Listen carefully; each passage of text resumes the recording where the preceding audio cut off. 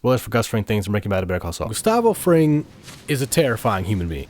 I mean, just look at his face. Oh my God, his face! Even his walk is terrifying. This man gives Omar a run for his money. Yo, son, come on. Yo, Omar coming, man.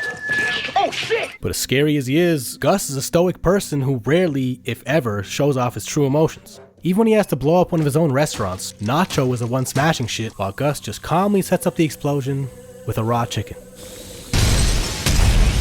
Poetic. Now, young Carlo Esposito has terrific facial acting, so from just a simple look, you can get a pretty good idea of what he's thinking and feeling, but it always has to be restrained. And this is where stoic characters can get tricky, because if you want to show off what's really going on internally, you have to find some clever ways of doing so. So I want to talk about the deep fryer scene from season 5 episode 4, because I think it's a great example of how this show handles subtext and character development in such a unique way. So quick context for the scene. In the last episode, Lalo had Domingo make a deal with the feds. He gets out of jail in exchange for the location of 3 of Gus's dead drops. Now, Nacho's been a mole for Gus in season 4. You are mine. And he relays this information back to him. And Gus is visibly furious, but ultimately decides to keep the dead drops and let the feds seize the money, because if he doesn't, Lalo will know someone talked. So in the fryer scene, Gus stays late at the restaurant and awaits confirmation that his plan worked. His plan to let the feds seize $700,000 of his drug money. Now, even though it's the best course of action, he is not happy about this. His head is spinning, he's doubting himself, and he's questioning his own judgment, which is rare for Gus. But even still, it's not in his character to reveal his emotions directly. So instead, he fixates his obsession on the cleanliness of the deep fryer and asks his employee, This is acceptable to you? and Lyle, eager to please his boss, probably in fear of losing his job, does his best to appease Mr. Fring and clean the deep fryer. Now, Gus's question clearly isn't actually about the deep fryer. He's really asking himself whether or not he can accept this situation. Obviously, he's pissed off about losing $700K, but it goes far beyond just the money. It's more an issue of pride and obsession, which is symbolized by the deep fryer. I mean, look at it. It's clean. Incredibly clean, considering the fact that it's a deep fryer, and deep fryers are disgusting. Any little speck Gus sees here and there is not really a big deal, just like $700K isn't a big deal in the grand scheme of things. You know, this way he gets to keep his informant, and he can easily make that money back, but it's his money. He doesn't want to lose any of it, especially not if he's going to lose it because of the fucking Salamancas.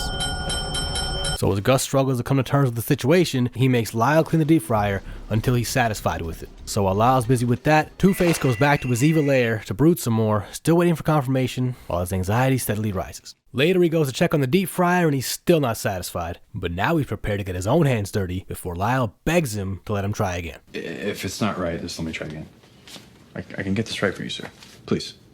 Gus agrees and goes back to his office, growing more and more impatient with every second. And now we get a proper external representation of Gus's internal struggle as Lyle, frustrated, anxious, and uncertain, frantically scrubs the deep fryer as if his life depends on it.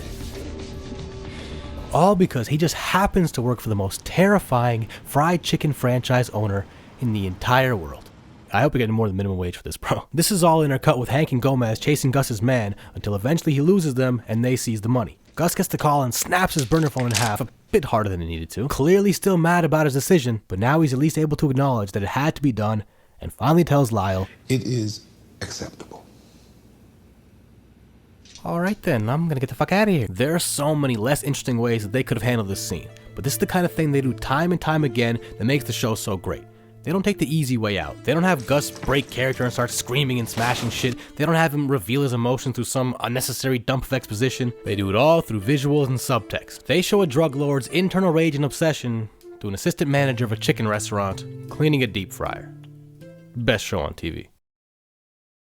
There are so many less interesting ways they could have handled this scene. But this is the time. Fuck you.